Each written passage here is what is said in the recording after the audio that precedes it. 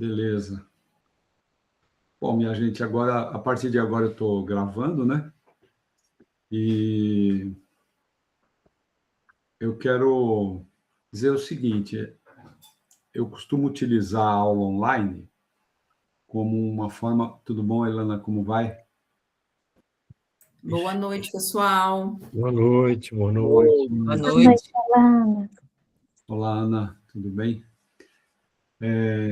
Costumo utilizar essa aula online para a gente poder aprofundar algum aspecto do que a gente já conversou no módulo anterior. Foi um módulo muito peculiar, né? Porque a gente teve um tempo de aula reduzido em função da gente ter tido a oportunidade de participar daquele evento, né, tão especial, tão importante.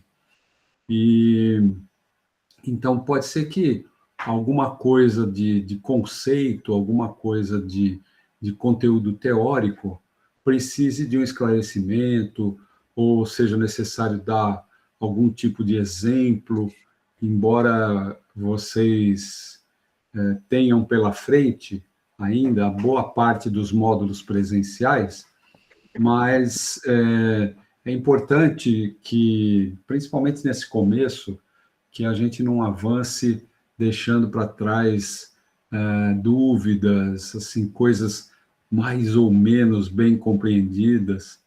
Então, eu, antes de dar uma breve repassada no conteúdo dos textos que a gente juntou e entregou para vocês, eu queria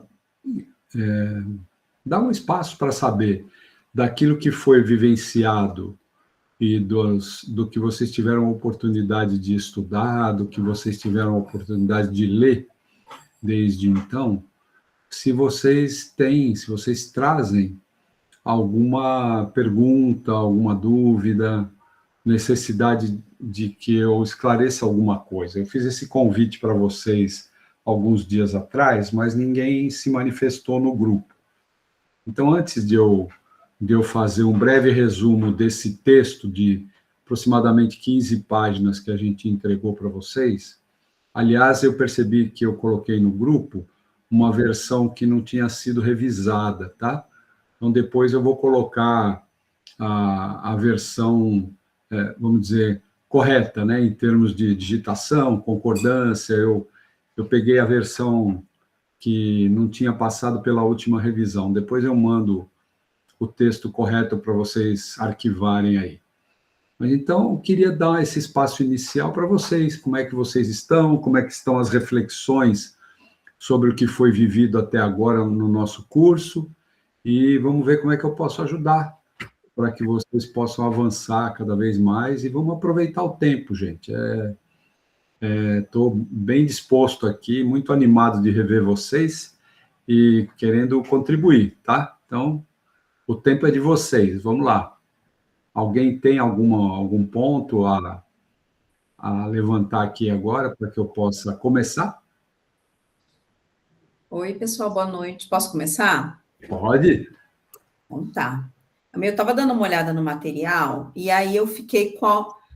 Eu vou fazer duas perguntas, assim. Uma foi para esquematizar, ver a conexão dos assuntos. Eu fiquei com um pouco de dificuldade de conectar as pontas. Tá. E a outra é mais detalhada nessa questão do conceito de consciência.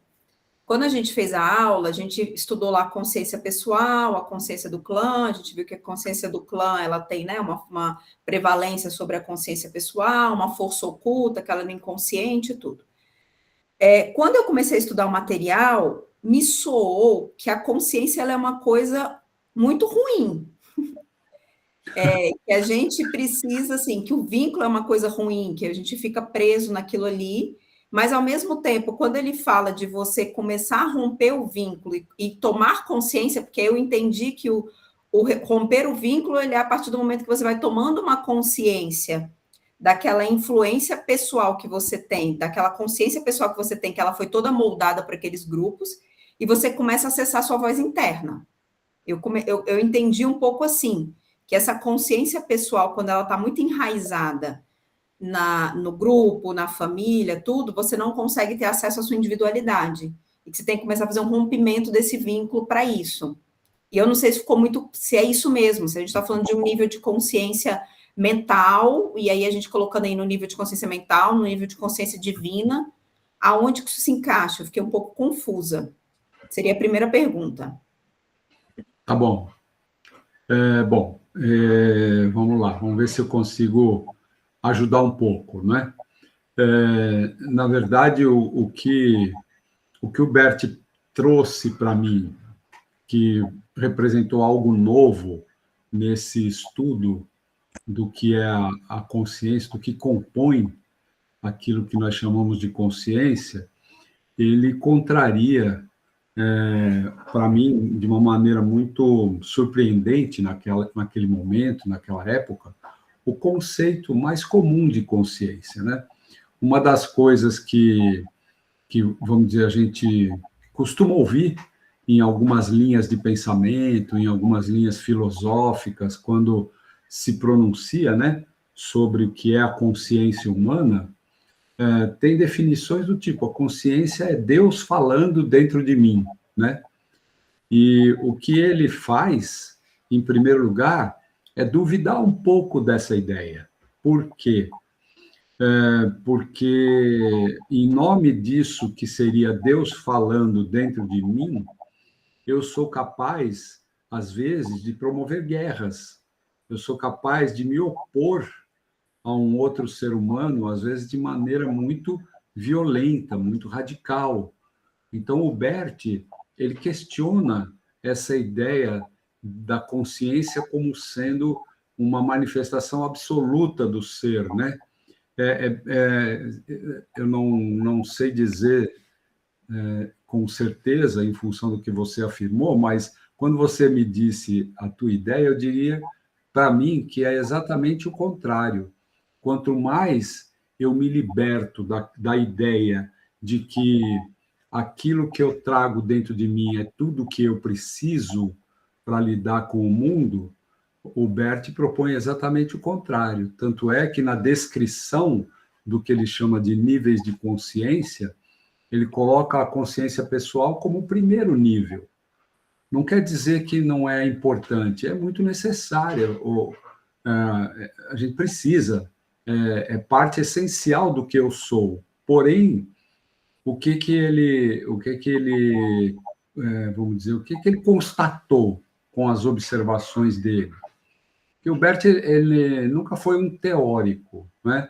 A partir do que ele observou com o trabalho dele, ele formulou alguns conceitos. E eu acho que o primeiro conceito mais importante é que determinadas verdades que eu professo, determinados valores que eu carrego, e muito daquilo que eu chamo de crenças e de padrões, e que compõem, né, a minha consciência, eles são fortemente influenciados e, às vezes, fortemente determinados pela consciência sistêmica, ou seja, a consciência do clã.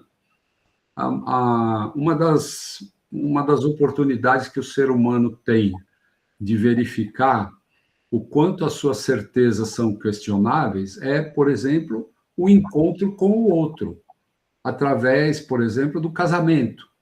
Quando duas pessoas decidem compartilhar a vida, elas, aos poucos, elas vão se deparando com o universo que compõe a consciência do outro e as verdades do outro, as ideias do outro, aquilo que constitui a estrutura do ser, né, que baseia tudo, os próprios valores do outro, né? E isso significa que existe um nível de consciência, que é esse nível da consciência do clã, que ele chama, ou a consciência sistêmica, que muitas pessoas vivem dentro dessa limitação e consideram que viver é isso, é reafirmar aqueles valores e aquelas verdades que foram transmitidas por nós através dos nossos vínculos familiares. E isso não significa que, ao eu negar isso ou superar isso, eu já estou necessariamente, vamos dizer, desvinculado. Não. Muitas vezes eu posso, na vida adulta, eu posso perceber que determinadas coisas que, como meus pais viveram, as escolhas que eles fizeram, a, a realidade da vida deles, eu posso me colocar, por exemplo, frontalmente contra isso. Aparentemente assim, eu estou me libertando disso, né? E o que a gente constata no trabalho das constelações, que às vezes quando eu estou, vamos dizer, escolhendo fazer tudo diferente do que minha mãe fazia, eu, na verdade, estou mais preso do que antes àquelas verdades professadas pela minha mãe, porque eu estou levando a vida como se eu fosse a não-mamãe. Minha referência continua sendo a dos vínculos, só que eu rejeito, eu nego. E o caminho que o Bert propõe é um caminho de expansão. Na medida em que eu me vejo, né, em contato com isso que ele chamou de consciência universal, eu me conecto, por exemplo, com o que existe em comum entre nós, entre todos os seres humanos. E com isso eu extrapolo o nível da consciência do ser. Isso significa que eu dou uma chance para que os seus valores, a sua verdade, aquilo que faz sentido para você, seja digno do meu respeito, tanto quanto aquilo que eu levo comigo. Eu não vou jogar fora o meu sistema de crenças, os meus valores pessoais.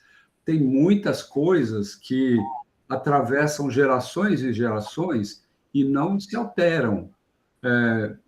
Por exemplo, talvez na minha família, há muitas e muitas gerações, a ideia de que matar alguém é uma coisa que não se deve fazer, por exemplo. Pode ser que isso esteja presente no meu clã, no meu sistema, na minha consciência de clã, através do mandamento, de uma das leis de Moisés, né? Não matarás e tal. Ou pode ser que isso seja uma verdade, um valor para a minha família, que venha de outra raiz, de outra origem. No entanto, não muda. Meu avô pensava assim, meu bisavô pensava assim, minha mãe pensava assim, e eu estou aqui pensando igual. E não tem a menor necessidade, eu não sinto a menor necessidade de romper com isso. Então, tem muitas coisas que nós vamos levar adiante e vamos passar para os nossos filhos e tal. Isso não tem nada de errado, não tem nada de ruim. Isso torna-se um problema quando, principalmente, se eu me proponho a utilizar a visão sistêmica fenomenológica para ajudar as pessoas a resolver problemas, né? A constelação, pela utilização dela, ela acaba tendo um enfoque muito voltado para aquilo que dá problema ou aquilo que resolve. Mas existe uma forma de usar a constelação que é como é que, a partir da visão sistêmica, eu desenvolvo o potencial, eu multiplico a minha capacidade de fazer o que promove a vida, o que promove a paz, o que promove a união. E isso, muitas vezes, faz com que eu me veja além de tudo aquilo que é uma verdade absoluta para o meu clã. E isso, Elana, se manifesta desde coisas muito profundas, filosofias de vida e tal, até coisas mais básicas, por exemplo, como hábitos alimentares. Só para te dar um exemplo, né? Eu tenho um ramo da minha família, né, descendente de sírios. Eu me lembro a expressão da minha avó paterna o dia que eu recusei pela primeira vez um prato de quibe cru. Foi algo que deixou ela tão chocada, ela ficou tão triste, que eu confesso que eu cheguei a ficar triste por ela. Mas o que aconteceu? Depois de um período um pouco distante dela, né, eu comecei a fazer outras escolhas em relação ao que comer e o que não comer. E foi a primeira vez que ela se defrontou com o neto mais velho dela, dizendo: não, vó, obrigado, não estou mais comendo carne, por exemplo, tá? Falando de uma coisa bem básica, né?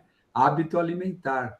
E isso compõe aspectos de uma cultura que são profundamente estruturantes, tá? O idioma, a alimentação, a música, e assim também a moral, a ética, aquilo que é valorizado na nossa família. Ao longo da vida, nós vamos nos encontrando com pessoas diferentes de nós. Isso passa a ser um problema quando eu olho para você com arrogância, com superioridade, com enfrentamento. Eu estou certo e a Elana está errada. Minha família é melhor que a família da minha esposa, porque a maneira como nós vivemos é correta e a maneira como eles vivem não é.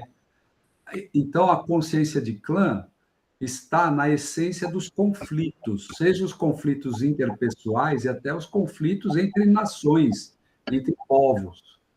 Nesse sentido, isso é um problema. Mas não dá para a gente simplesmente descartar isso, porque, como eu disse, isso é estruturante. Entende? Eu sou feito disso.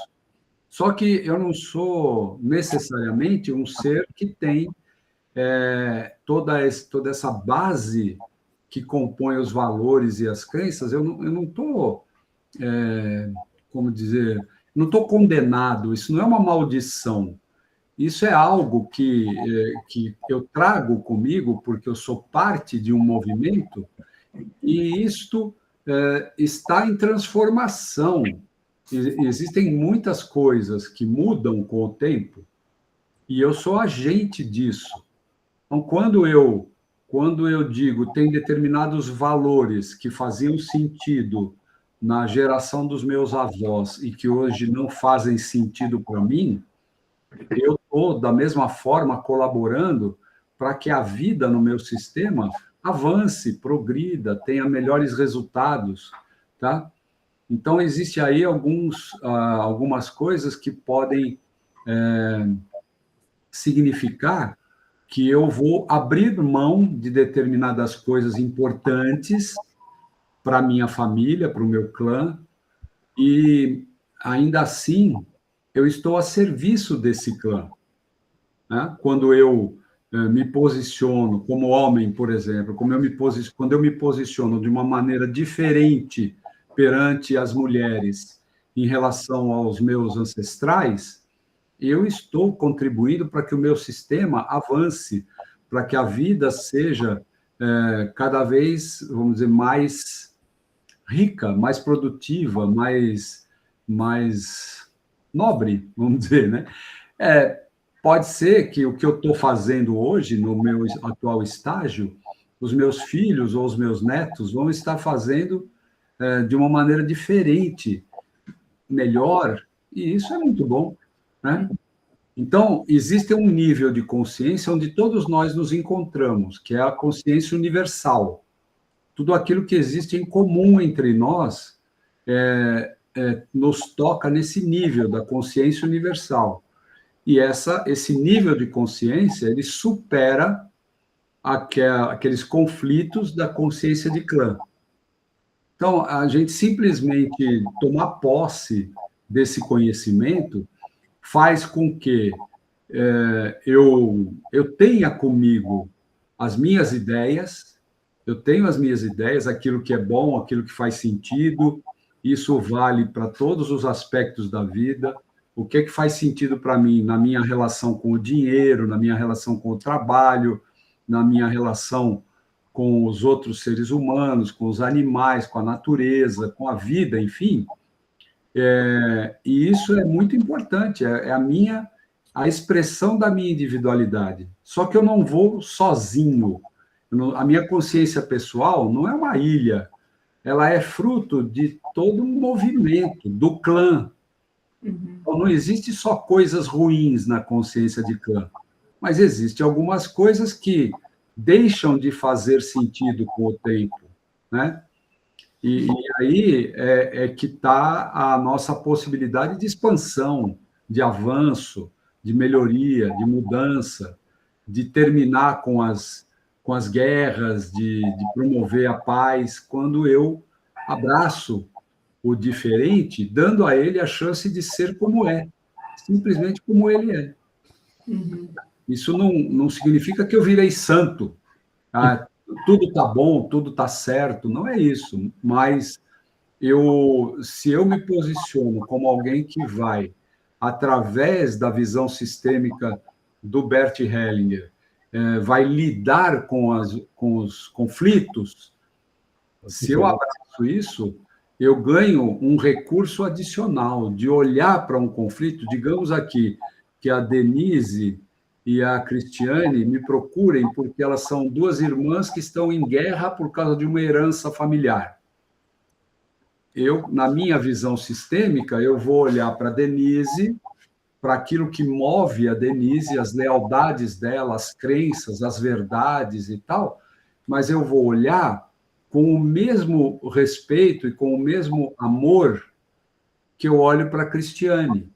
E com isso eu ganho uma chance de contribuir para esse conflito de uma maneira a buscar uma solução, e não apenas uma sentença. A Denise está certa, a Cristiane está errada.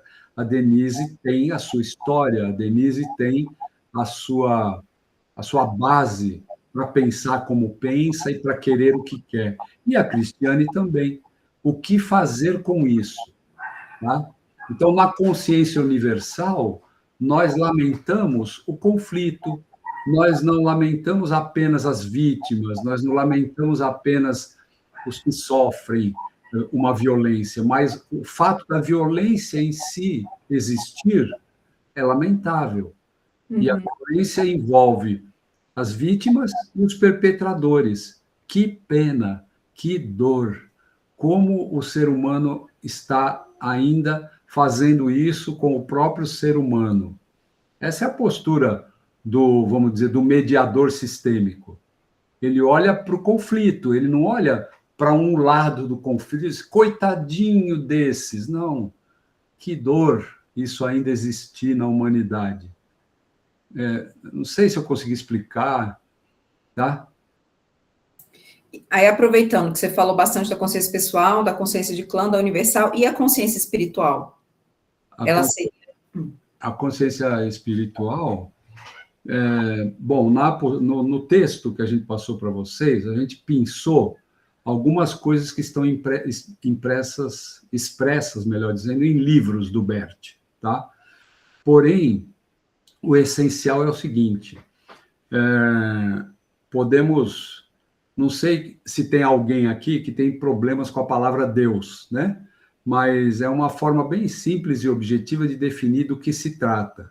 Se trata de um nível de consciência que o Bert diz que vamos dizer, pertence ao plano do mistério, que nós temos, às vezes, o direito de ser tocados, às vezes nós podemos entrar em sintonia com esse nível de consciência. Ele diz que daí emana um outro amor, um amor que a gente não conhece, mas que nós somos, que nos é permitido, de vez em quando, estar em sintonia com isso. Mas ele, vamos dizer, ele não coloca isso como algo acessível no cotidiano, mas às vezes isso nos toca, e quando isso acontece na nossa vida, torna-se inesquecível. Existe muita idealização em torno disso, e o Bert não se rende a isso. Ele diz que existe esse nível de consciência, mas que existe vamos dizer, num plano que ele chamou de um plano de mistério. E, às vezes, ele usou a expressão Deus do mistério, que é diferente do meu conceito sobre Deus, o seu conceito sobre Deus, o conceito do Stafusa sobre Deus. O Deus do mistério, ele está acima disso tudo. E, às vezes, nós entramos em contato com esse nível de consciência. Então, ele não fala muita coisa sobre isso, ele apenas nos coloca diante dessa perspectiva. Existe algo além daquilo que une a todos nós como seres humanos. Então, o Bert, filosoficamente, ele vai além do humanismo como proposta de vida. Existe algo acima do homem. Essa é a ideia do Bert, né? Então, não é apenas nós todos aqui juntos. Existe algo além de nós todos juntos e que podemos acessar, mas não é algo que acontece todos os dias. Essa é o que ele chama de consciência espiritual. Ajudei? Perfeito, obrigada. Ajudou.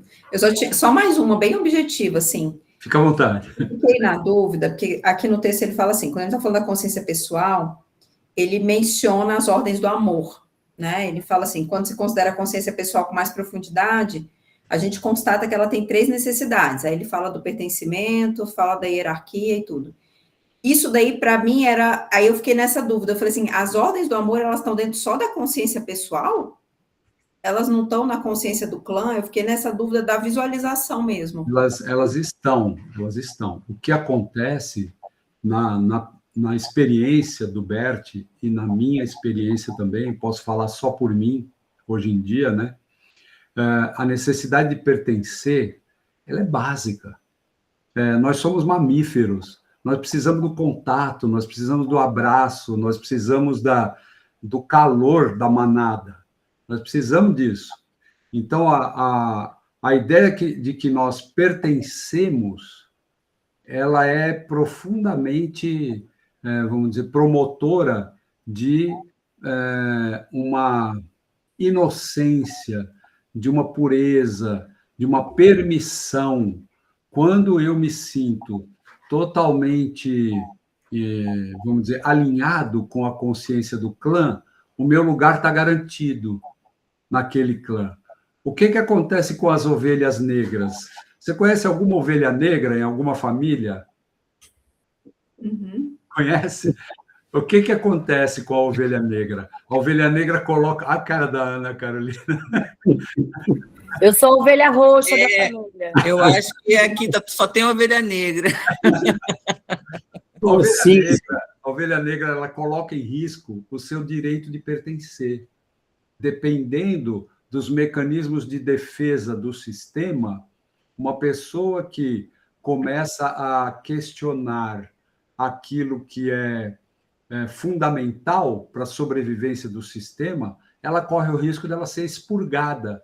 Então, ela pode ser excomungada, ela pode ser deserdada, ela pode ouvir aquele famoso: você não é mais meu filho, você morreu para mim, e coisas desse tipo, né? Então, a exclusão é o grande risco de quem ousa dizer: eu vou fazer diferente, eu vou pensar diferente. Então, por mais que a gente diga: não, eu vou jogar tudo para cima e sair correndo, lá no fundo existe uma pressão que eu tenho que enfrentar e tenho que pagar o preço, porque às vezes isso resulta realmente numa exclusão. Isso é fato, né? Agora, o que acontece com as ovelhas negras? Elas montam logo uma banda de rock, ou elas montam um clube, elas se unem com outras bandas de rock, então ela não vai mais passar o Natal com a vovó, com o titio, mas ela arruma um jeito de montar um Natal alternativo com o Clube das Ovelhas Negras. Nós somos seres gregários, nós procuramos um ambiente onde nós sejamos bem-vindos, entende? Então agora eu tenho uma nova família, ou eu tenho um clube que me aceita como sócio. Olha que beleza. Isso é confortante. Isso me dá paz, me dá segurança emocional. Entende? Então, é nesse sentido. A consciência pessoal, ela é pressionada por isso. O papai me dá tudo. Sem o papai, eu não teria sapato para vestir, eu não teria roupa para vestir, eu não teria escola, porque é ele quem paga. Mas tem coisas no papai que eu acho que poderiam ser diferentes. Dependendo de como eu lido com isso, eu corro o risco de andar descalço. Estou exagerando um pouco, só para... Então, o dar e receber, ele anda junto com isso. Mas, na medida em que eu reafirmo determinadas coisas que fazem parte do nosso sistema de crenças, do nosso sistema moral, eu estou, ao mesmo tempo que levando adiante essas ideias, eu estou garantindo o meu lugar no sistema.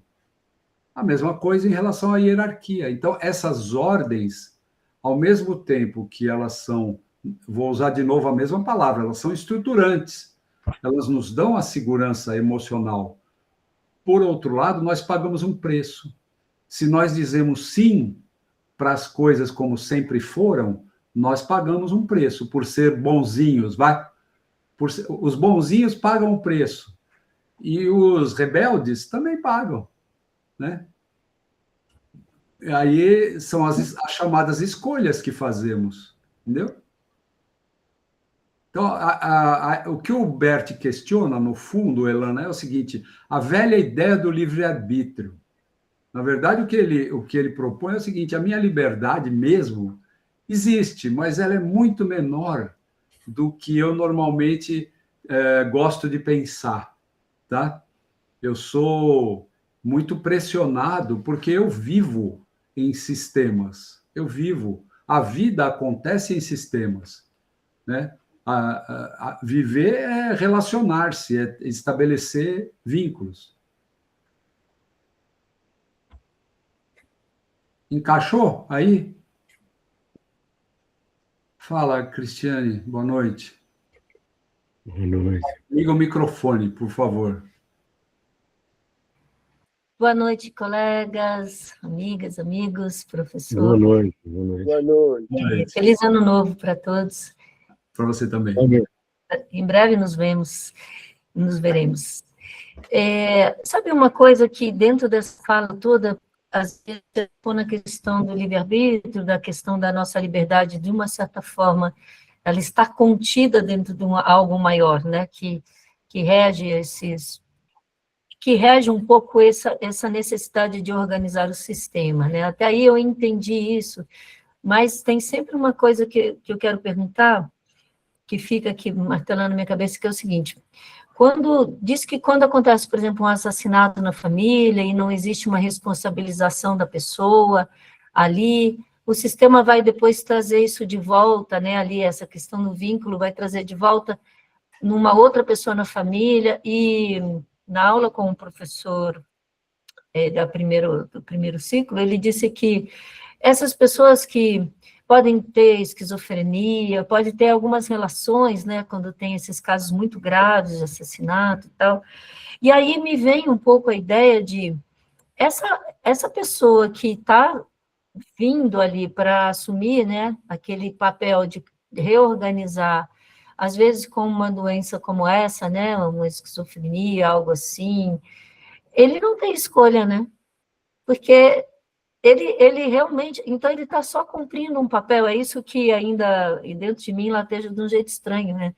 Então, ele está vindo cumprir um papel, e de organizar, né, trazer uma certa organização para o sistema, e aí isso choca com a minha crença das almas terem, aí sim, entra uma crença, né, das almas terem sim, uma razão de ser como são e de ter um desafio na vida, mas neste caso é como se o sistema tivesse a supremacia de colocar aquela pessoa naquela situação, né? Então é muito fatídico, assim, é isso que eu queria entender melhor, se eu estou entendendo errado.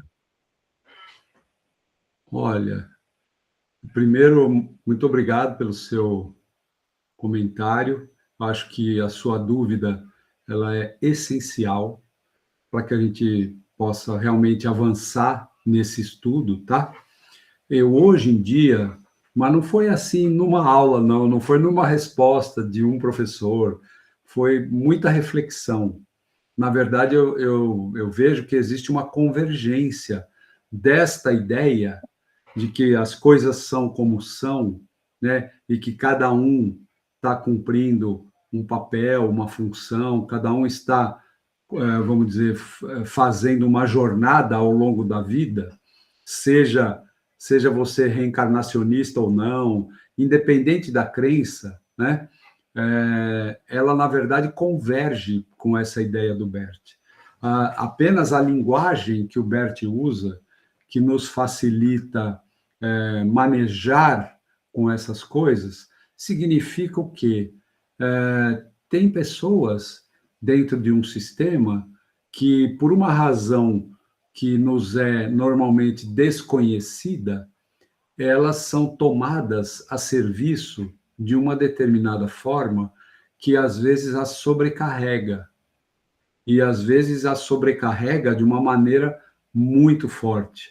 E isso não tem conflito com o fato da pessoa ser como é e estar na vida cumprindo com uma jornada própria, pelo contrário.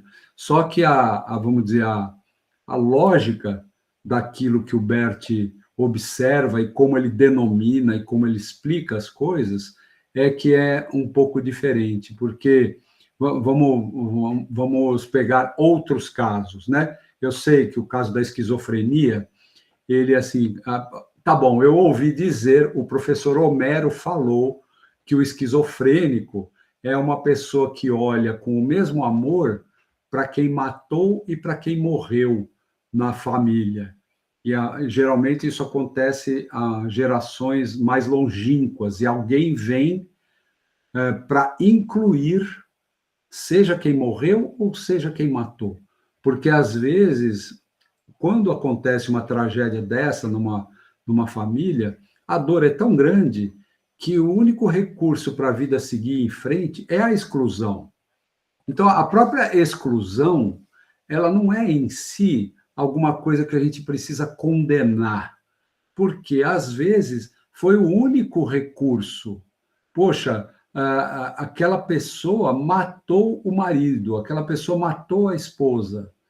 E excluir, às vezes, é o jeito da vida seguir em frente. Existem outras coisas que levam a exclusões que são, vamos dizer, naquele momento da tragédia ou do acontecimento, não tinha outro jeito, não tinha outro recurso, a não ser a exclusão.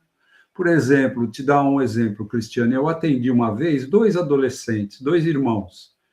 A história deles era assim: um dia o pai resolveu que a família toda ia morrer. Então, ele ingeriu o veneno e ele deu o veneno para a esposa e para os 4 filhos. A esposa morreu, os 2 filhos menores morreram, ele, o assassino, sobreviveu e os 2 filhos adolescentes também sobreviveram. Imagina uma situação dessa. O tamanho da dificuldade, né? Quer dizer, naquela geração, para aqueles meninos que eu atendi, era um casal de adolescentes, e inclusive foram levados para uma constelação por um psiquiatra que estava atendendo os 2, quer dizer, tinha todo um acompanhamento que não era assim, caíram de paraquedas numa constelação, você entendeu? Eles estavam sendo acompanhados por assistente social, uma família que morava numa favela, uma situação socialmente difícil, enfim. E aquele homem achou que ele não ia dar conta, que ia todo mundo morrer de fome, então era melhor morrer logo, né?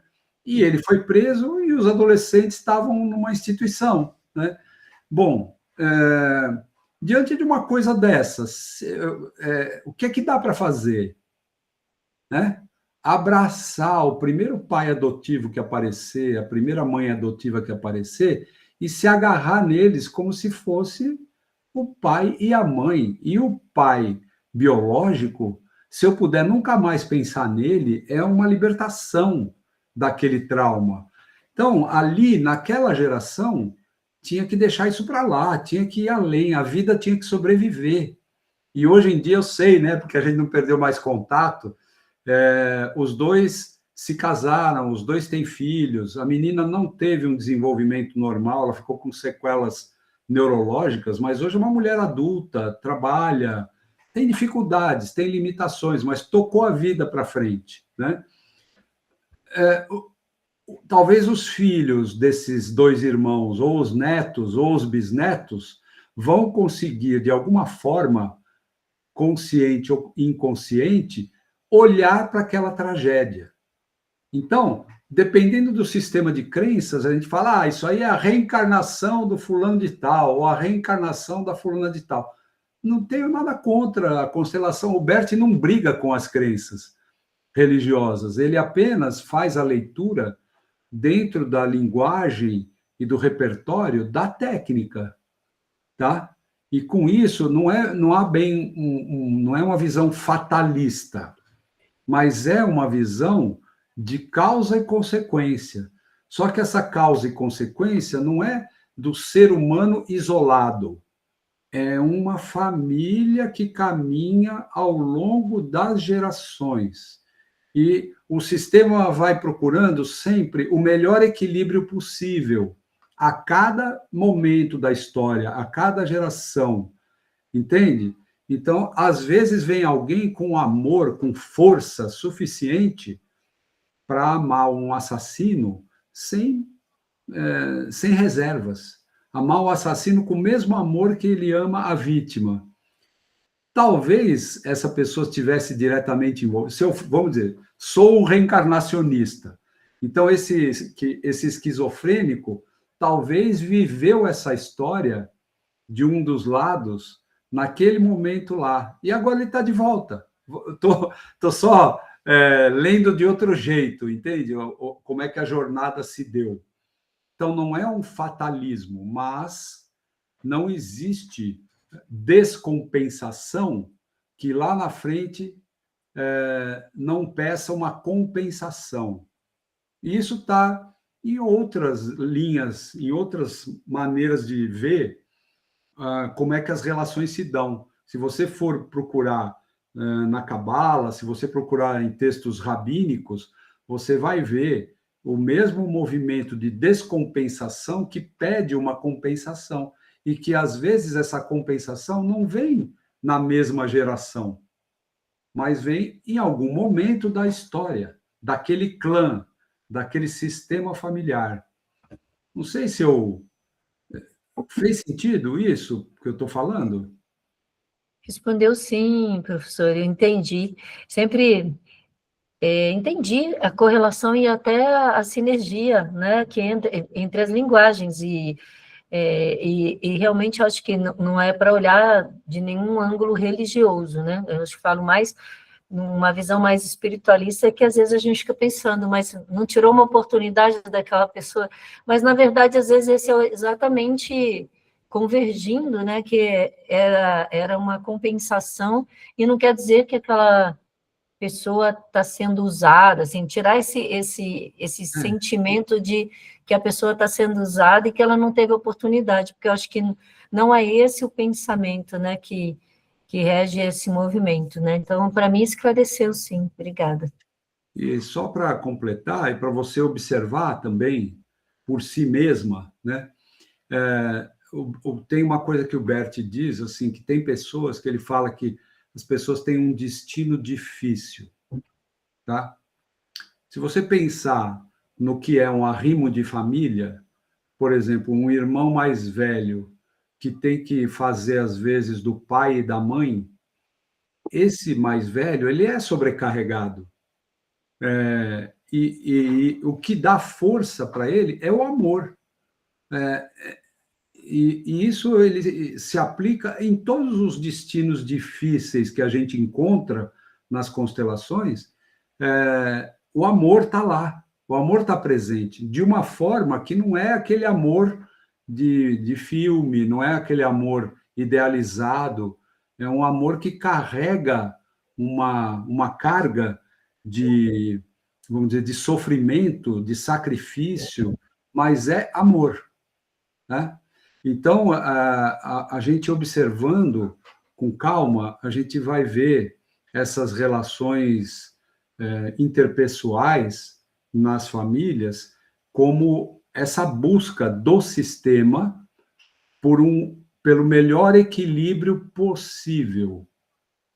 Numa situação em que o papai deu veneno para a mamãe, ingeriu veneno, um morreu, o outro está preso, qual é o melhor equilíbrio possível? Entende, Cristiane? É uma tragédia? É uma tragédia. Agora, essa pessoa que está carregando um destino difícil, na verdade, ela está carregando em nome da família toda. E você, muitas vezes, observa na família onde existe um esquizofrênico, existe aquelas pessoas que se dedicam tão amorosamente para aquele irmão, né? Isso acontece em outros destinos, né? Por exemplo, crianças que não têm um desenvolvimento considerado padrão, né? Síndrome de Down e outros. Quanto amor existe ali? Se as pessoas não têm medo e não fogem, se aquele pai não renega aquela criança e ele abraça aquela vida, quanto amor aquela família ganha com a vinda de alguém especial. Então, não é assim, que bom que chegou uma criança com síndrome de Down na nossa família. Não é isso. Mas a gente pode, com facilidade, perceber como o amor socorre o sistema. Entende? Vamos conversando, nós vamos ter meses de contato, vamos conversando e faça as suas observações, tá? Oi, Elana. Não, linkando com esse assunto de doentes mentais, né, com doenças mais graves. Um dia eu estava vendo e eu vi um exemplo, até nessas clínicas que foram fazer um estudo e aí foram observando, fazendo o trabalho de constelação familiar sistêmico com os pacientes e viam uma piora muito grande quando eles retornavam para o lar, né, que aí eles voltavam a ter aquela influência mais forte daquele vínculo e aquela relação, né. E aí, fazendo só um link disso que você falou, que você estava falando, uma visão de ama muito, mas às vezes ama muito é um amor que adoece, né? Isso. Que a pessoa está dentro daquele ciclo e ela se torna adoecida porque ela está equilibrando ali uma desordem, talvez pessoal, da consciência pessoal, dos pais, de alguma coisa, e aí ela absorve, que quando ela sai daquele sistema ali, ela consegue ter uma vida muito melhor, né? Sim, verdade, é isso. Mas, mesmo sendo o amor que adoece, é amor. Então, não adianta a gente ter uma postura de dizer, sai dessa, deixa isso para lá, sai daí, porque o amor está lá, entendeu? Então, o movimento que cada um faz para melhorar a vida nunca é só por si mesmo, e, às vezes, isso significa olhar um pouco mais distante para aquilo que significa a sua própria origem, mas fazer isso reconhecendo o amor que existe. Essa é a proposta da constelação. Não é renegar tudo e falar a vida começa em mim. Tudo que aconteceu antes, eu agora jogo fora. Isso não dá bom resultado. Mas, de fato, às vezes, você ver melhor e você vive melhor quando você encontra o ambiente ou a distância, vamos dizer assim, de onde você consegue olhar para aquilo e não se perturbar. Tem situações que são exatamente desse jeito que você descreveu. E a constelação mostra. Nem toda constelação precisa terminar com um abraço afetuoso entre mamãe e o filhinho. Algumas constelações, elas podem terminar simplesmente numa postura de respeito. Eu respeito o seu destino, você foi assim. Então, só da pessoa sair daquela atitude acusatória, eu tive uma mãe narcisista, eu tive um pai não sei o que lá, essa pessoa me deu a vida. E a vida é minha. Muito obrigado pelo que você fez por mim. Com licença, que eu vou fazer as minhas escolhas. E eu posso, com isso, me distanciar sem romper. Algo que não dá para romper.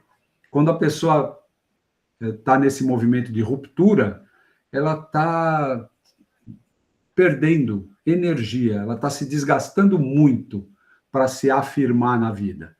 Então, ela precisa muito mais de mensagens de motivação, ela precisa de estímulos externos. Quando ela não olha, simplesmente olha e diz, a minha história foi essa. Sim, foi assim. E ela consegue deixar o passado no passado.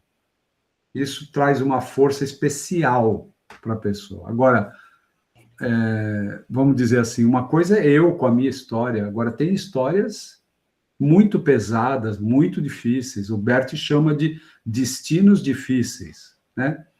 Difíceis até para ele mesmo. Então, não dá para a gente simplesmente pega essa teoria e aplica como se fosse uma caixinha de ferramentas. Vamos observar, vamos ver como é que isso se aplica na história do Domingos, vamos ver como é que isso se aplica na história de cada um de nós e assim por diante. Tá? Beleza, pessoal? Então, pronto, ó, já começamos. Já estamos com quase 1 hora de conversa, mas vocês querem dar uma olhadinha? Eu não vou abrir o texto, nem ler trechos do texto com vocês, a não ser que vocês tenham trechos que vocês leram e que, eventualmente, precise que eu esclareça. A gente pode abrir o texto aqui e ler. Senão, o que eu trouxe para mostrar aqui, para compartilhar com vocês, são 4 slides, onde eu tenho a essência do que é esse módulo, chamado de envolvimento sistêmico. Vocês querem ver isso? E aí, quem sabe, tem outras perguntas, né? Claro. Eu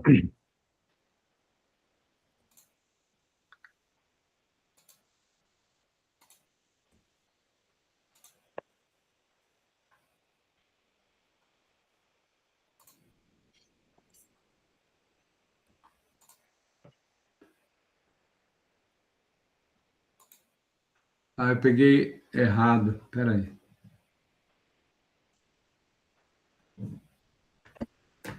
Desculpa, vou compartilhar outra janela.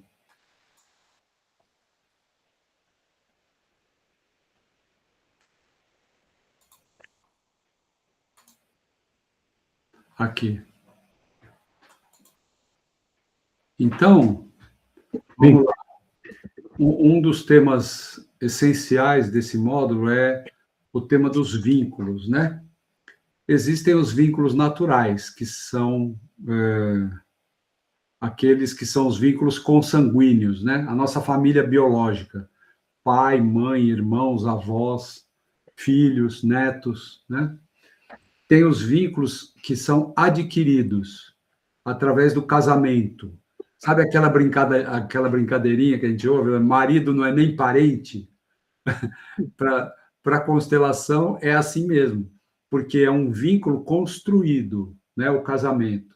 Parceiros em diversos âmbitos. Os pais adotivos são pessoas essenciais para o mal ou para o bem na vida de uma criança, de uma pessoa, mas não é um vínculo natural, não é um vínculo biológico.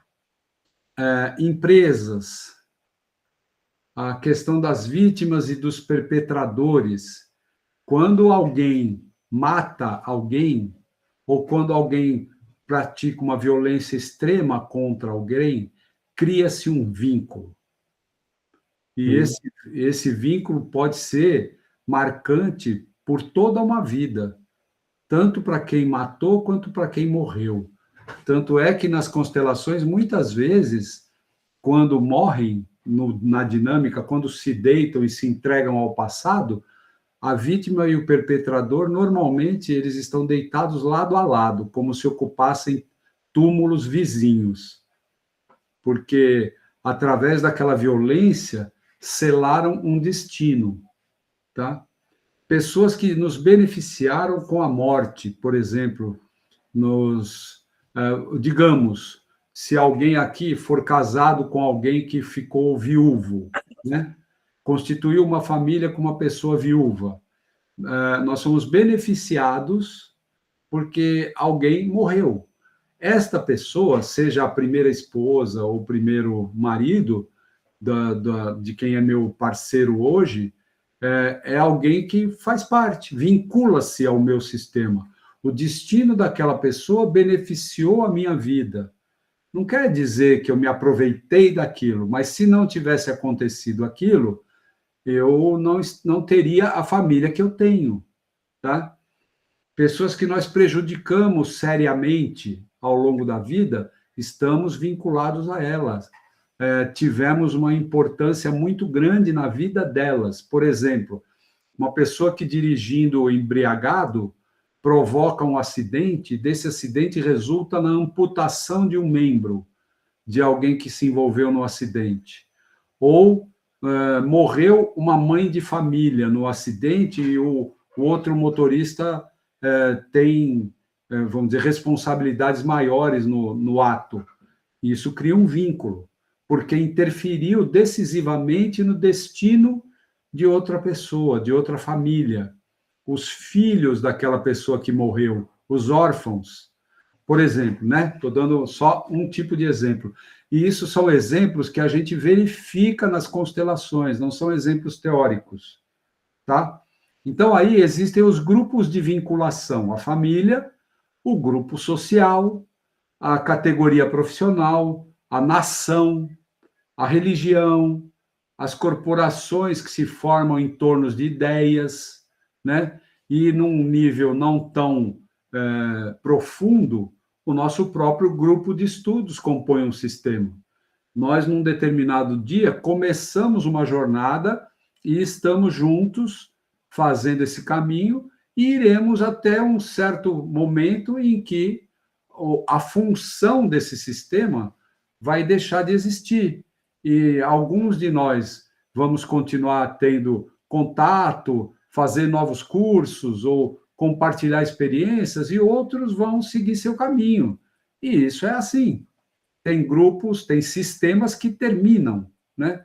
Porque terminou a função deles, tá? Então, esse ponto dos vínculos, é importante perceber que existem graus de profundidade de vínculos. Tem os vínculos indissolúveis e tem aqueles vínculos que podem simplesmente cumprir a sua função, cumprir o seu ciclo e pronto.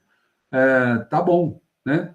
Agora, por exemplo, um casal que se separou, aquela relação que eles viveram pode, independente até mesmo de terem filhos, às vezes aquela história vivida pelos dois pode manter o vínculo pelo resto da vida.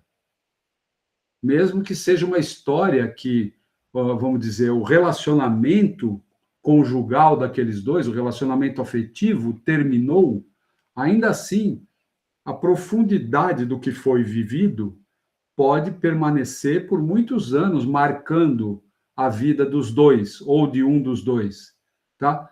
E quando existem os filhos, aí esse vínculo, de certa maneira, não se dissolve completamente, porque nos filhos, aqueles dois que já foram um casal, nos filhos, eles continuam presentes e são parceiros, são sócios, são, vamos dizer, de certa forma, corresponsáveis pela vida que eles geraram juntos, independente do que aconteceu no casal. E assim por diante, tá? Na nossa história profissional, por exemplo, a gente tem momentos da nossa história profissional que marcaram a nossa vida para sempre. E a gente valoriza aqueles momentos, seja porque foram maravilhosos ou porque foram horrorosos. Não necessariamente só os momentos iluminados, tá? Então, esse é o tema dos vínculos. Se não tiver pergunta ou comentário, eu vou em frente, tá, pessoal? O outro tema importante desse módulo é o tal do amor mágico, né? É um amor profundo, mas é um amor que está em desordem, carece de ordem. Esse amor quer salvar, quer aliviar, quer evitar o destino do outro. O Bert diz que nesse amor não se vê realmente o outro. É um amor do menor para o maior. Então, quem é tocado pelo amor mágico? As crianças. As crianças, quando veem que mamãe ou papai estão em grande dificuldade, ou querem morrer, ou querem ir embora, ou trazem um sofrimento muito prolongado, uma doença, vamos dizer, que é muito limitante, ou qualquer coisa desse tipo, as crianças, por amor, elas querem se sacrificar, elas querem salvar, elas querem aliviar o peso da mamãe ou do papai, ou dos dois, às vezes. Oi, Andréa, diga. Então, a codependência é amor mágico? Codependência? É amorosa? Assim, quando você tem uma relação de codependência, ou seja, com filho, com parceiro, que, assim, aquela preocupação exagerada, né, de algum problema, algum distúrbio na pessoa, e você fica emocionalmente envolvida querendo resolver o problema, né, um filho drogado, enfim, e que acaba gerando uma codependência muito grande, né? Não, eu não posso carimbar assim. A gente precisa olhar. Mas o que a gente chama classicamente de amor mágico é do menor para o maior. Uma criança, por exemplo, que o pai tem problemas com drogas, por exemplo, é muito comum que essa criança lá na frente, até por lealdade, também tenha problemas. Isso é muito comum. Agora, do maior para o menor, não se trata de amor mágico, se trata de uma outra dinâmica, que nós temos que olhar para ela, particularizar, ver cada caso. Por exemplo, uma mãe que lida com um filho que vive em situação de risco, seja lá qual for, como é que a mãe lida com essas escolhas do filho? Tem coisas que, vamos dizer, estão colaborando para que esse filho sempre possa contar com um recurso, se ele quiser sair da situação de risco? Sim. Tem coisas que começam, às vezes, até a empurrar o filho para o risco? Tem também. Então, tem relações que não são saudáveis da mãe ou do pai para o filho? Tem. Mas não é assim, toda codependência, ela necessariamente é classificada como amor mágico, e nem toda codependência também denota um desequilíbrio, tá? Porque, de certa forma, um casamento é uma relação de codependência. Eu dependo de você para certas coisas, você depende de mim para certas coisas, fazemos uma troca equilibrada e a vida pode seguir saudável. Eu sei que eu dependo de você para algumas coisas. Não é uma codependência como um diagnóstico de uma patologia. É apenas uma relação onde eu preciso de você, você precisa de mim. Beleza. Isso tem amizades que refletem codependência, mas que não necessariamente sejam, vamos dizer, problema. Às vezes é uma coisa até muito legal eu depender de você para alguma coisa, você depender de mim para alguma coisa, e a gente viver bem, como bons amigos. Mas eu estou olhando para a codependência como algo distorcido mesmo, que tem até... Aí precisa olhar para cada caso, tá? Eu entendi, nesse sentido, sim, mas precisa ver cada situação, tá? Fala, Ilana. Uma dúvida em relação a esse amor mágico, porque ele acontece muito em criança, né? Que ele menciona muito. A criança ter esse amor incondicional pelos pais, e aí ela morre pelos pais, adoece pelos pais, achando que vai salvar. Como que a gente age nesse sentido? Porque a criança completamente age de uma forma completamente inconsciente e ela ainda não tem o livre-arbítrio de escolha, né? Como que a gente age com esse comportamento com a criança? Depende de quem somos na história. Se eu sou o terapeuta, eu posso trabalhar com o pai ou com a mãe no sentido de eles perceberem a dinâmica e eles terem recursos, a partir da visão sistêmica fenomenológica, para poder liberar a criança dessa responsabilidade que ela acha que é dela. Uhum. Se eu sou um filho que percebo que eu estou enredado nessa dinâmica, apesar de eu ter 30, 35, 40 anos de idade, eu posso conscientemente mudar a minha atitude. Porque, às vezes, Elana, o que acontece? Às vezes a criança é colocada nessa condição pela própria mãe ou pelo próprio pai. Por quê? Porque quando criança, o pai ou a mãe, eles foram colocados pelos seus próprios pais como alguém que tinha o dever de sofrer por mim. Então, eles absorveram isso e levaram isso para a vida adulta e reproduzem quando eles estão no lugar de pai ou mãe. E a criança é enredada nisso. Tá. Agora, a qualquer momento, quando eu me percebo de que essa dinâmica acontece, de novo, a constelação pode fazer com que a pessoa mude de atitude frente àquilo e ela possa gradativamente se colocar no seu lugar. Porque o amor mágico, ele é mágico não é porque ele faz mágica, ele é mágico porque a pessoa tem uma visão ilusória da situação. Então, a criança acha que ela é maior do que ela é. Sim. Ela pode carregar a dor da mãe, ela pode carregar a dor do pai. E isso é mágico no sentido hipnótico. Ele não vê o outro, ele não vê que o outro é maior. Ele está apenas achando que ele é todo-poderoso, capaz de salvar o pai, realmente. Salvar e aí, a mãe. nesse caso, sendo uma criança pequena, aí o pai pode, por exemplo, a criança está absorvendo a dor do pai, quer salvar o pai. A mãe pode constelar essa situação da criança, por exemplo? Pode. Até hoje, Elana, eu não tratei de nenhum assunto que está pesando para uma criança, tratando a criança. É sempre com o pai ou com a mãe, ou com os dois.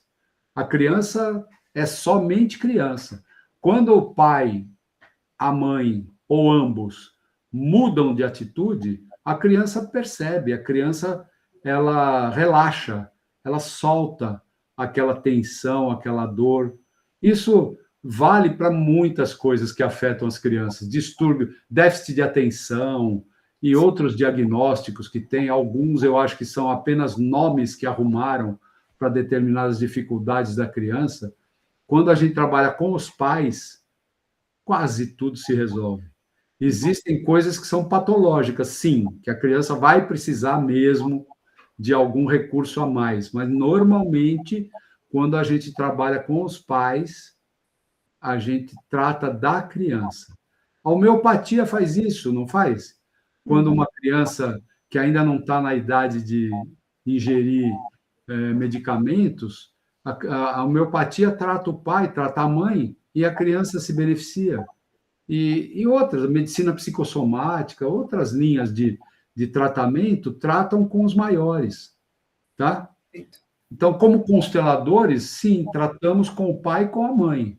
E eles fazendo o que eles têm que fazer, eles se colocando no lugar deles, vamos dizer, simbolicamente, eles vão dizer assim, filho, deixa comigo, você não tem nada com isso. Eu e tua mãe resolvemos isso. Vai brincar, vai cuidar da sua vida. Sim. Não se meta. Se for o caso, pode até dizer, não se meta, isso não é assunto seu. Só que hoje em dia, dependendo da linha educacional, dizer isso para uma criança pode ser contra os manuais, né? Mas, às vezes, está tirando a criança de uma dinâmica doentia, sim, em que ela acha que ela pode mais do que ela pode. Perfeito. Tá? Obrigada. Quando eu acho que foi algo que foi falado agora há pouco, quando acontece entre adultos, a gente não chama de amor mágico, mas de alguma forma, é um amor também que não enxerga o outro, a gente chama de amor cego. Quando, por exemplo, alguém se casa com alguém porque quer salvar aquela pessoa. Ele tem um monte de problema, mas eu vou casar e vou ajeitar esse cara. eu vou dar um jeito nele. Pode até ter amor nisso aí, mas isso é uma missão que, vamos dizer assim, não dá dignidade ao outro. O Bert propõe isso aqui, ó. O amor maior conhece os seus limites, pode olhar de frente para o sofrimento do outro, também para a morte do outro.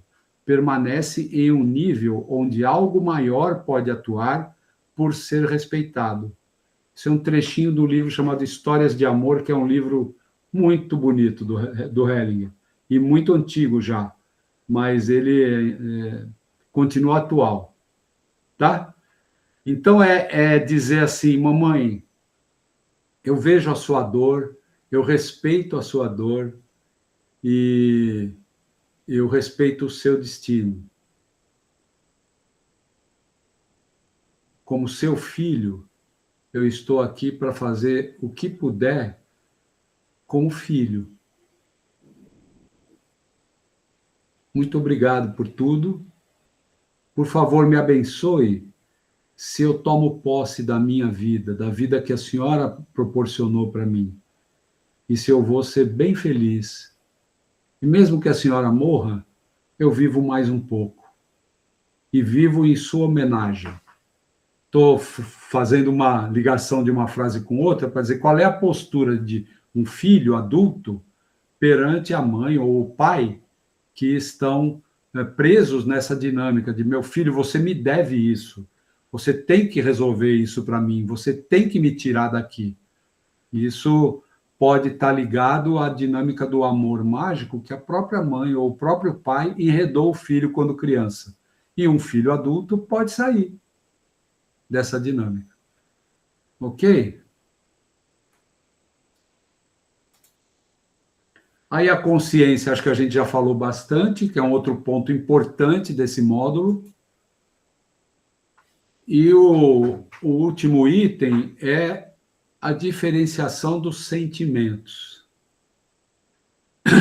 Esse é um ponto importante, principalmente na nossa lida com as pessoas. Independente de você vir a se tornar uma consteladora, um constelador ou não, a gente perceber qual o nível de sentimento que está sendo manifestado e poder lidar com esse sentimento de uma maneira equilibrada, centrada, é a melhor ajuda que a gente pode prestar para alguém. Então, existe o sentimento primário. O que é o sentimento primário? Quem já deu uma joelhada na quina de uma mesa ou num sofá, sabe o que é uma dor por ter dado uma pancada num móvel da sala. Esse é um sentimento primário. O luto, a perda de alguém importante na vida, é um sentimento primário. Ele é genuíno, ele é profundo, ele é intenso, o sentimento primário. E não é só problema. O êxtase. O êxtase é um sentimento primário. O êxtase de acompanhar o nascimento de um filho. O êxtase de receber um filho nos braços pela primeira vez. O êxtase sexual. Momentos de pura alegria. Momentos da chamada epifânia, que não acontece toda hora, mesmo entre os místicos mais dedicados. Mas existem os momentos de epifânia, existem os momentos iluminados, dependendo de como a pessoa se posiciona na vida, né? Porém, esses momentos, eles têm uma curta duração. O luto, realmente, a dor primária do luto, ele não dura a vida toda. Ele dura por um tempo. Almir, qual é esse tempo? Não dá para a gente ficar medindo com a nossa régua o tempo dos outros, mas o luto, ele é um sentimento primário e, como característica do sentimento primário, ele termina, ele tem um fim. E é interessante porque o sentimento primário, às vezes, uma dor primária, ela é resolutiva, ela nos ensina, ela nos põe para frente. Assim, aquela pessoa foi muito importante para mim e ela vai me fazer muita falta. E eu vou perceber isso ao longo de toda a minha vida. Como é que se processa isso ao longo do tempo? Comigo, né? Falando de mim. Eu perdi meus pais, já idosos. Uma coisa que não houve, assim, uma surpresa, exatamente, no caso dos dois, tá? Mas, então, houve um período de luto, mas que a gente estava se preparando para esse luto por causa da evolução da condição deles, de cada um deles no tempo deles. Passado o luto, o que fica? E é interessante que fica cada vez mais presente. As coisas mais importantes que eles me ensinaram com seu exemplo de vida, as coisas mais importantes dos acertos e também dos erros deles, elas ficam como aprendizado, elas ficam muito presentes. Isso é memória, não é o luto mais. Isso é o aproveitamento da experiência de vida que eu tive com eles, como filho deles, na minha própria vida, na vida dos meus filhos e assim por diante. Então, o sentimento primário é legítimo e passa logo, e ele põe a vida para frente. O sentimento secundário, na verdade, ele é uma defesa. O mais famoso sentimento secundário é a raiva. Ele segue uma imagem interna. Ele não é um sentimento pautado pela realidade, como é o primário. Ele não é resolutivo, ele é paralisante. Ele atrai a atenção para si. Então, tem a raiva, tem a mágoa, tem a vitimização. São sentimentos que fazem com que a pessoa não saia do lugar, eles acorrentam a pessoa. Não quer dizer que ela fica sem fazer nada. A pessoa com raiva, ela pode até fazer coisas muito ruins para o outro. Não é assim, a raiva não é uma coisa legal de se sentir. Mas é importante reconhecer, quando alguma coisa me dá raiva, existe por trás dessa raiva alguma dor.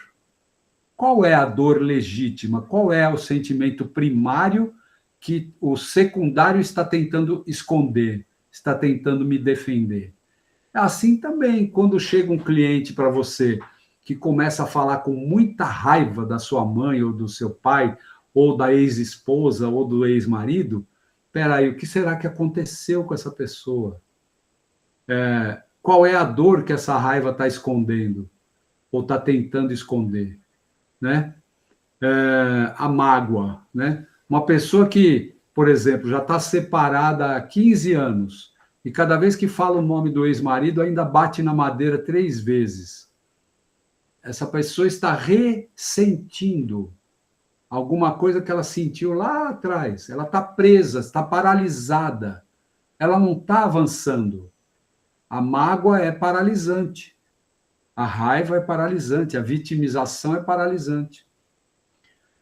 Certo? Então, sentimentos secundários, a pessoa pode chegar se debulhando em lágrimas. Se eu ficar buscando empatia com todas aquelas lágrimas, eu não vou estar fazendo um trabalho fenomenológico sistêmico. A pessoa está sofrendo pelo sentimento secundário, mas eu não posso me deixar manipular pelo mecanismo de defesa do meu cliente. Eu preciso ter coragem de olhar além do sentimento secundário, porque ali tem um movimento esperando para a vida ir para frente, para ela se libertar daquela corrente que ela se amarrou, que é o sentimento secundário. Existem os sentimentos adotados, que têm diretamente a ver com o amor mágico. A mamãe passou a vida toda falando mal do papai. Então, eu tenho umas ideias do papai que eu acho que são minhas, mas não são. Elas são adotadas da mamãe. Então, eu olho para o meu pai com a lente dos óculos da minha mãe. Ou vice-versa, né? Eu olho para minha mãe com a lente dos óculos do meu pai. Eu não estou olhando com meus próprios olhos. São sentimentos que, na verdade, pertencem a outra pessoa. Tá?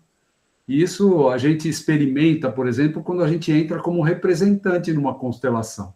A gente não está sentindo nada. De repente, a gente fica de pé ali, começa a sentir algum monte de coisa. São sentimentos adotados. Só que são adotados temporariamente, durante a dinâmica da constelação. Tá? E existem os metasentimentos. Vocês percebam como essas coisas estão se relacionando com os itens anteriores do conteúdo. Metasentimentos são sentimentos sem emoção, são sentimentos confiáveis, são potentes, são mobilizadores, e ao mesmo tempo eles são harmoniosos, leves, e são simples, são essenciais. Por exemplo, a humildade. Humildade é um sentimento muito poderoso. Agora, você não vê a humildade numa pessoa e ela está emocionada de tão humilde que ela é. Isso não existe, não se vê, não é humildade. Tá? A compaixão essencial, ela chora baixinho a dor do outro. Quando eu sinto a dor do outro e eu sei que ela não é minha, mas ela é do outro, isso dói em mim também, fraternalmente, compassivamente, mas eu não tomo aquilo para mim e fico desesperado pela dor do outro. Isso não é um metassentimento, isso é um sentimento adotado, tá? A indignação é um sentimento adotado. Eu fico indignado quando alguém faz alguma coisa contra os gatos. Espera aí. Eu quero ajudar o ser humano a tratar bem dos gatos. Isso é outra coisa. Existe sentimento, mas não existe emoção.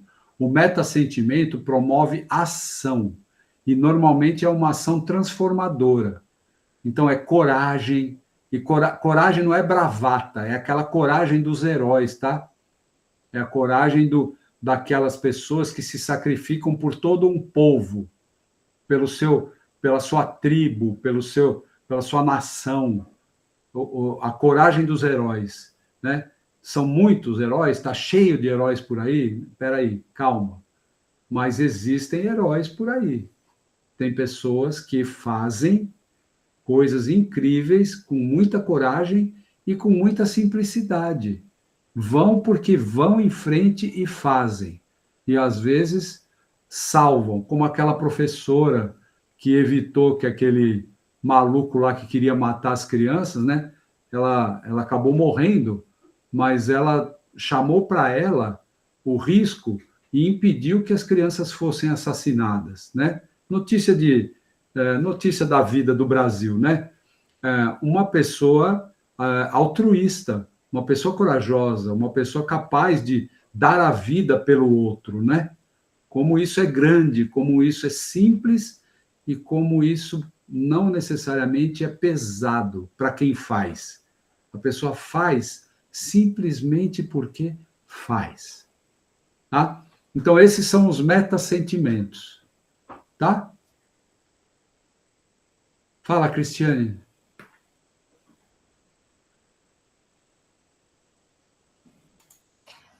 Eu compreendi bem a diferenciação e só me veio aqui uma dúvida sobre a tristeza.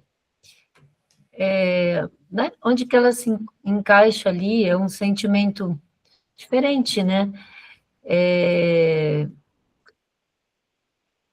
Eu não consegui encaixar exatamente, porque ela não necessariamente é um sentimento secundário, né? Causado por algo que me fez ficar triste e tal.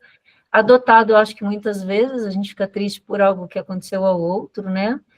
Mas eu acho que a tristeza às vezes é genuína também, né? Algo que a gente sente. Sim. E não necessariamente, ela é mais primária, é isso que eu queria saber. Depende. Eu estou triste por quê? Eu estou triste porque eu não ganhei na Mega Sena da virada? Uhum. Aí é primário, né? Passa rápido e tal, né? O meu time de futebol perdeu, né? Aquelas coisas que tem gente que chora. Isso tem a ver com uma expectativa que eu criei. Então, às vezes, a tristeza está a serviço da minha própria evolução. Eu aprendi a não criar expectativas e tal e coisa. Existem coisas que são realmente lamentáveis e que a pessoa fica triste. Por exemplo, uma mulher que está esperando um bebê, né? Está gestante.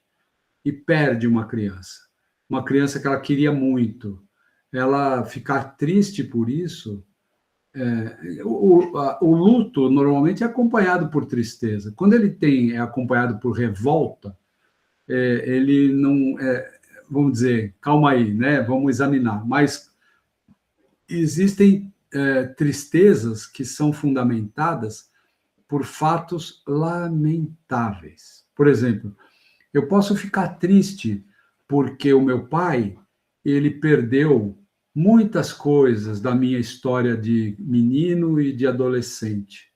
E eu posso, sinceramente, dizer, que pena, pai, você estava ocupado com outras coisas e não esteve presente em tal dia, não esteve presente em tal dia, entendeu? E isso trazer... Ah, que linda! Oi? Aí, ó, esse aqui traz alegria, minha netinha. Que linda! Vai lá, já fala com você.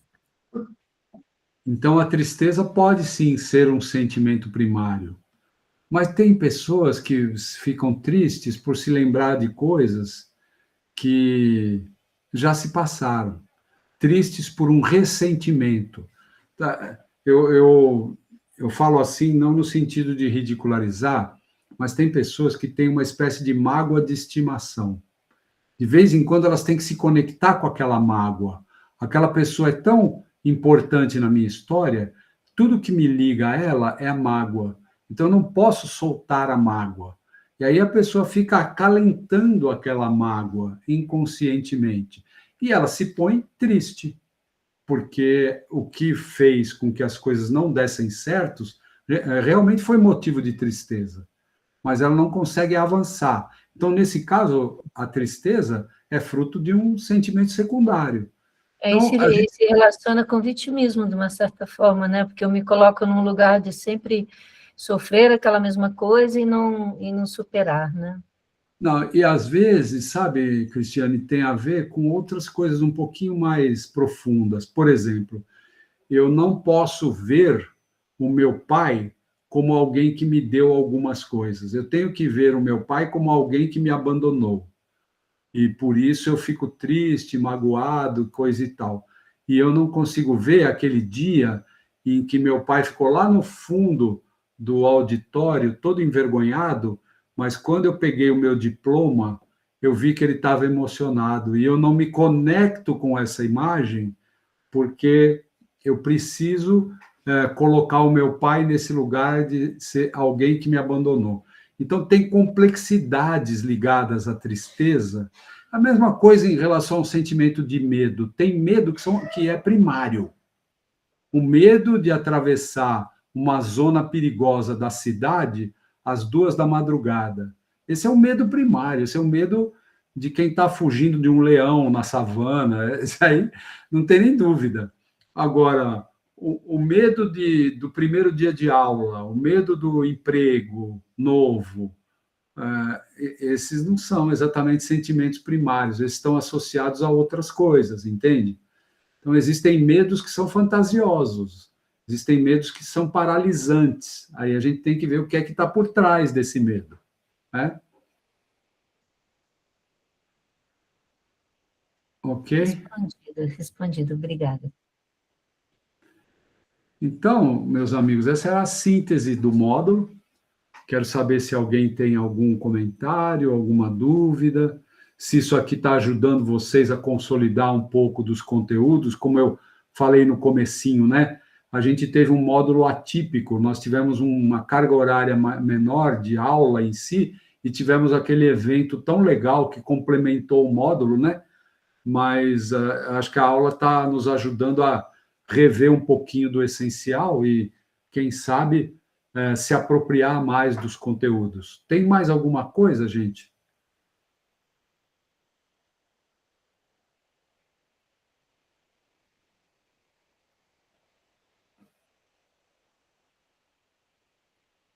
Bom, então tá. Então acho que é isso por hoje, né? Nesse final de semana vocês vão estar com a Marisa, né? Desejo que seja bem proveitoso. Não tenham pena dela, façam todas as perguntas difíceis para a Marisa, porque assim, quando eu voltar, vocês já estão bem mais craques da coisa. Mas eu considero, a Marisa é uma pessoa que eu considero bastante a abordagem dela. Uma professora, né? Então, ela tem uma didática bem interessante. Muito prazer em revê-los, viu? Uma alegria ver os que puderam vir na aula, tá? A aula fica gravada, a gente vai colocar essa gravação à disposição de vocês. Eu preciso ver com o André qual a plataforma que a gente vai usar e tal, mas eu posso colocar o link hoje à noite mesmo ou amanhã à disposição de vocês. Mas certamente nós estamos usando isso de uma forma mais organizada.